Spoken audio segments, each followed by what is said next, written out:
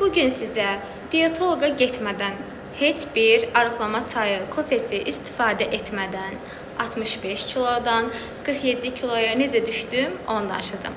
İlk öncə qeyd edeyim ki, hamiləlikdən sonra çəkim biraz çox artmışdı, 65 kiloydum. Xəstəxanadan evə gələndə 60 kilo idim. Daha sonra isə hər kəs bilir ki, bədəndə olan ödəmlər olur. Bu ödəmlər getdikdən sonra 55 kilo olmuşdum.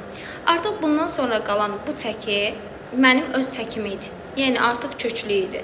Bunun arıqlaması üçün mənim öz yöntəmlərim var. Gəlin sizə qısaca bunları izah edeyim. Normalda mənim genetikam onsuz da arıqdır.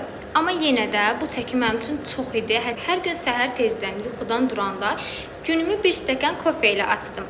Bu arıqlama kofesi və yaxud da ki, hər hansı bir kofe deyil. Adi bildiyimiz cappuccino.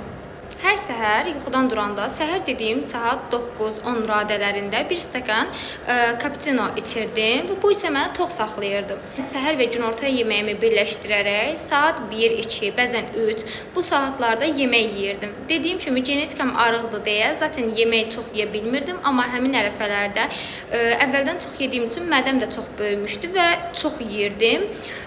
Burada iş biraz sizə düşür. Daha birazcıq az yeməyə meyilli olmalısınız. Mən də biraz az yeyib mədəmi kiçiltməyə çalışırdım. Günümü saat 6-7 ərəfələrində yemək yeyərək bitirirdim. Bu saatdan sonra artıq yemək yemirdim. Bir neçə müddət belə edəndən sonra mədəm özü kiçildi və bundan sonra mən özüm artıq yemək yemək istəmədim. Və hər gün də kofeyə davam etmədim. Çünki artıq mədəm kiçilmişdi.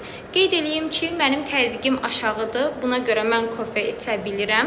Amma təzyiq problemi olanlar və yaxud da ki, yuxu problemi, hər hansı bir problemi olan insanlara kofe təbii ki də tövsiyə olunmur.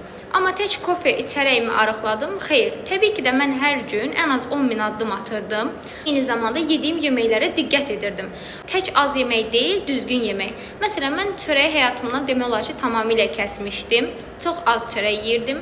Şirniyyat bəli yeyirdim, amma əvvəlki qədər aşırı çox yemirdim.